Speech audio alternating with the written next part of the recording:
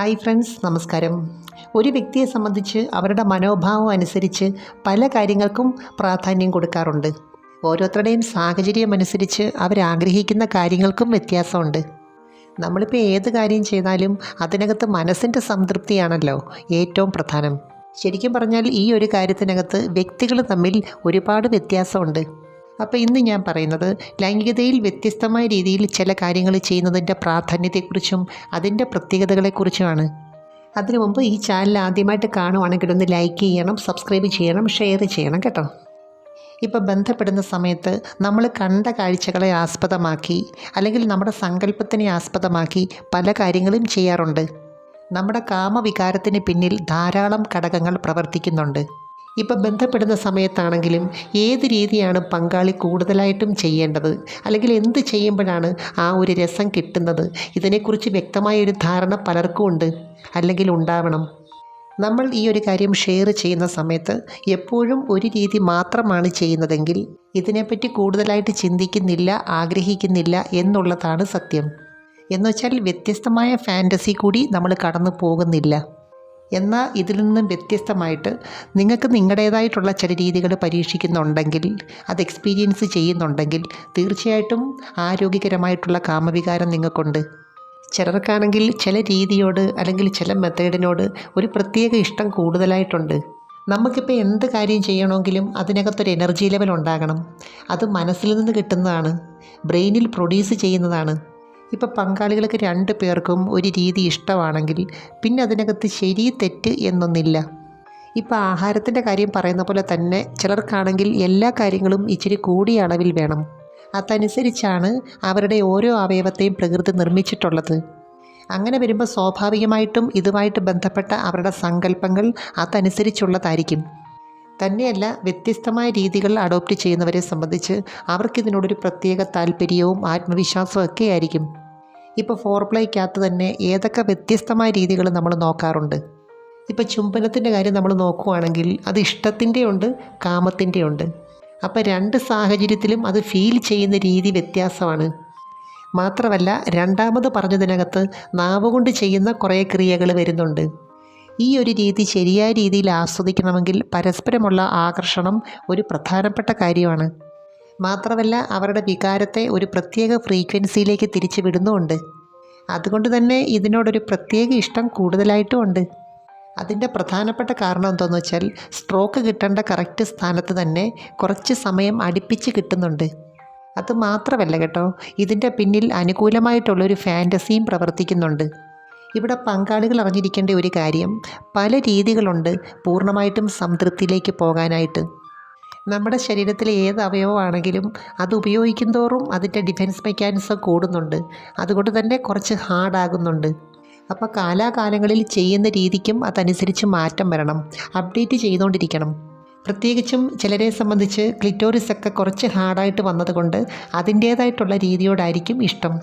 ഇപ്പം നാവ് കൊണ്ട് ചെയ്യുന്ന ചില കാര്യങ്ങൾ എക്സ്പീരിയൻസ് ചെയ്യുന്നവരെ സംബന്ധിച്ച് ഏത് സാഹചര്യത്തിലും ഏത് ഘട്ടത്തിലും അവർക്ക് പങ്കാളിയെ പൂർണ്ണമായിട്ടും തൃപ്തിപ്പെടുത്താൻ പറ്റും എന്ന് കരുതി നമ്മൾ സ്വാഭാവികമായിട്ട് ചെയ്യുന്ന രീതി വേണ്ടെന്നല്ല, ഇടയ്ക്ക് വ്യത്യസ്തമായ രീതികളും ഉൾപ്പെടുത്തണം. ഞാൻ പറഞ്ഞു വരുന്നത് എന്താണെന്ന് വെച്ചാൽ ഏത് കാര്യത്തിനകത്താണെങ്കിലും രണ്ട് ഓപ്ഷൻ ഉണ്ടെങ്കിൽ അതുമായിട്ട് ബന്ധപ്പെട്ട കാര്യങ്ങൾക്കകത്ത് നമുക്കൊരു ആത്മവിശ്വാസമായിരിക്കും, ഒരു സന്തോഷമായിരിക്കും. എനിക്ക് തോന്നുന്നു ഈ ഒരു സമയത്തെ നമ്മുടെ ബ്രെയിൻ സിസ്റ്റത്തിൻ്റെ പ്രവർത്തനം ശരിക്കും ആസ്വദിച്ചിട്ടുള്ളവരെ സംബന്ധിച്ച് വീണ്ടും വീണ്ടും ചെയ്യാനുള്ള സാഹചര്യം സൃഷ്ടിച്ചു കൊണ്ടിരിക്കും. അതുകൊണ്ട് തന്നെ നാവും വിരലുകളും ഒരേ സമയം ഉപയോഗിച്ച് ചില ക്രിയകൾ ചെയ്യുന്നതിന് അതിൻ്റേതായ പ്രാധാന്യമുണ്ട്. അത് ശരിയായ രീതിയിൽ ശരിയായ സമയത്ത് കിട്ടുന്ന പങ്കാളിയെ സംബന്ധിച്ച് അവർ പൂർണ്ണ സംതൃപ്തയായിരിക്കും. ശരിക്കും പറഞ്ഞാൽ ഈ പൗരുഷവുമായിട്ട് ബന്ധപ്പെട്ടിട്ട് കൂടുതൽ ആശങ്കകൾ വരുന്നത് പുരുഷന്മാർക്കാണ്. എന്നാൽ സ്ത്രീകളെ സംബന്ധിച്ച് അവർ ഈ സമയത്ത് സ്വയം തിരിച്ചറിയുവാണ്. അതിനൊരു കാരണമായിട്ട് ഇവിടെ പുരുഷൻ വരുന്നു എന്നേ ഉള്ളൂ. അതുകൊണ്ട് തന്നെ ഈ ഒരു കാര്യത്തിനകത്ത് എല്ലാവരും വ്യത്യസ്തരാണ്. ഓരോരുത്തർക്കും ഓരോ രീതികളോടാണ് ഇഷ്ടം. എന്നുവെച്ചാൽ എത്ര ആഗ്രഹം ഉണ്ടെങ്കിലും ചില സ്ത്രീകളെ സംബന്ധിച്ച് ഇത് അങ്ങോട്ട് വേണമെന്ന് പറയത്തില്ല. പങ്കാളി ഇതിനു വേണ്ടി മുൻകൈയെടുത്ത് അവരിലേക്ക് വരുമ്പോഴാണ് ഒരു പ്രത്യേക ആത്മവിശ്വാസവും മൂഡും ഒക്കെ തോന്നുന്നത്. മിക്കവാറും സ്ത്രീകളെ സംബന്ധിച്ച് അവർക്കിഷ്ടപ്പെടുന്ന പുരുഷൻ്റെ രീതികൾ എന്താണ്, അവർക്കെന്താണ് താല്പര്യം, അതിനോട് സഹകരിക്കാനാണ് അവർക്കും ഇഷ്ടം. അതുപോലെ എത്ര സ്നേഹമുള്ളവരാണെങ്കിലും ഇതുമായിട്ട് ബന്ധപ്പെട്ട ചില കാര്യങ്ങൾ അങ്ങനെ അങ്ങ് ഓപ്പണായിട്ട് പറയണമെന്നില്ല. ഇത് പലപ്പോഴും പങ്കാളിയുടെ റെസ്പോൺസിൽ നിന്നും മനസ്സിലാക്കാൻ പറ്റും. ശരിക്കും പറഞ്ഞാൽ നമ്മുടെ ശരീരത്തിൻ്റെ പ്ലസ് പോയിൻ്റ് എന്താണ്, മൈനസ് പോയിൻ്റ് എന്താണ്, തന്നെയല്ല നമുക്ക് ഏത് രീതിയാണ് കൂടുതൽ ഇഷ്ടം, എപ്പോഴാണ് നമ്മൾ കൂടുതലായിട്ട് മൂഡാകുന്നത്, ഇതൊക്കെ നമുക്കറിയാവുന്നത് പോലെ മറ്റാർക്കും അറിയാൻ പറ്റത്തില്ല. നമുക്കൊരു കാര്യം ശരിയായ രീതിയിൽ ആസ്വദിക്കണമെന്നുണ്ടെങ്കിൽ അതിൻ്റെ പിന്നിൽ 3 കാര്യങ്ങൾ വേണം. 1, നമ്മുടെ ശരീരത്തിനും മനസ്സിനും അതിനോടൊരാഗ്രഹം വേണം. 2, അതിനുള്ള സാഹചര്യം വേണം. 3, ആക്ഷനാണ്, അത് ചെയ്യണം. ഇതിനകത്ത് ഏറ്റവും പ്രധാനം ആഗ്രഹമാണ്.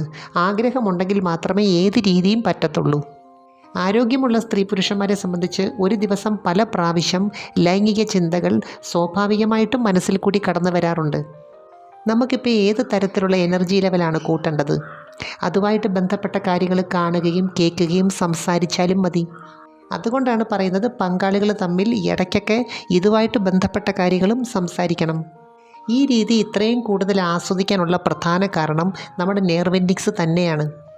ഇതിൻ്റെ കൂട്ടത്തിൽ വിരലുകൊണ്ടും ചില ക്രിയകൾ ചെയ്യുമ്പോൾ ബ്രെയിനിലെ പ്ലഷർ പോയിൻറ്റ്സിനെ അത് കൂടുതലായിട്ടും ഉത്തേജിപ്പിക്കുന്നുണ്ട്.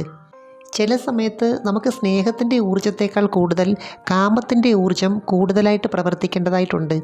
എങ്കിൽ മാത്രമേ നമുക്ക് പങ്കാളിയോട് അതിൻ്റേതായ രീതിയിലുള്ള ഒരു ആകർഷണം തോന്നത്തുള്ളൂ. തന്നെയല്ല, ഇതുപോലൊക്കെയുള്ള കാര്യങ്ങൾ ചെയ്യണമെങ്കിലും ആസ്വദിക്കണമെങ്കിലും നമുക്ക് അതിൻ്റേതായിട്ടുള്ളൊരു മൂഡ് വേണം. ചിലരെ സംബന്ധിച്ച് ഈ സമയത്ത് ചെയ്യുന്ന ചില കാര്യങ്ങൾ പിന്നീട് ഓർക്കുമ്പോൾ ഒരു ചമ്മൽ തോന്നാറുണ്ട്. അതുപോലെ തന്നെ ഓരോ രീതിക്കും പങ്കാളികൾക്ക് മാത്രം അറിയാവുന്ന ഒരു കോഡ് ഭാഷ ക്രിയേറ്റ് ചെയ്യുവാണെങ്കിൽ ഇടയ്ക്കൊക്കെ അതിനെക്കുറിച്ച് പറഞ്ഞ് ആസ്വദിക്കാൻ പറ്റും. ചിലരാണെങ്കിൽ മിക്കവാറും ദിവസം ബന്ധപ്പെടാറുണ്ട്. അവർ തമ്മിലുള്ളൊരു കെമിസ്ട്രി നമ്മൾ നോക്കുവാണെങ്കിൽ അത് ശരിയായ രീതിയിൽ വർക്ക് ചെയ്യുന്നുണ്ട്. ഇപ്പോൾ ഒരു സ്ത്രീയും പുരുഷനും പരസ്പരം കണ്ടുമുട്ടി പരിചയപ്പെടുമ്പോൾ അവരെ തമ്മിൽ ആകർഷിപ്പിക്കുന്ന പല ഘടകങ്ങളുമുണ്ട്. ഓരോ വികാര വിചാരങ്ങളുമായിട്ട് ബന്ധപ്പെട്ടും നമുക്കൊരു ധാരണയുണ്ട്, അതെല്ലാവർക്കും ഉണ്ട്. ഇതിനകത്ത് എത്രത്തോളം ഒരു വ്യക്തി ഫ്ലെക്സിബിൾ ആകുന്നു അത്രത്തോളം അവർക്കത് ആസ്വദിക്കാനും പറ്റും. ഈ സമയത്ത് നമ്മൾ നമ്മളെ തന്നെ മറക്കണം, നമ്മുടെ പ്രശ്നങ്ങൾ മറക്കണം, നമ്മുടെ ഈഗോ മറക്കണം. ശരിക്കും പറഞ്ഞാൽ നമ്മൾ എന്ന് പറയുന്ന വ്യക്തി കുറച്ച് സമയത്തേക്ക് ഇല്ലാതാകുമ്പോൾ മറ്റെന്തൊക്കെയോ ഉണ്ടായി വരും. നമ്മളെ അനുഭൂതിയുടെ മറ്റൊരു ലോകത്തെത്തിക്കുന്നതും ഈ ഒരവസ്ഥ തന്നെയാണ്. എനിവേ, നമുക്ക് മറ്റൊരു വീഡിയോയുമായി വീണ്ടും കാണാം. അപ്പോൾ ചാനൽ സബ്സ്ക്രൈബ് ചെയ്യാൻ മറക്കരുത്, ലൈക്ക് ചെയ്യണം, ഷെയർ ചെയ്യണം. Thanks for watching. See next time. By.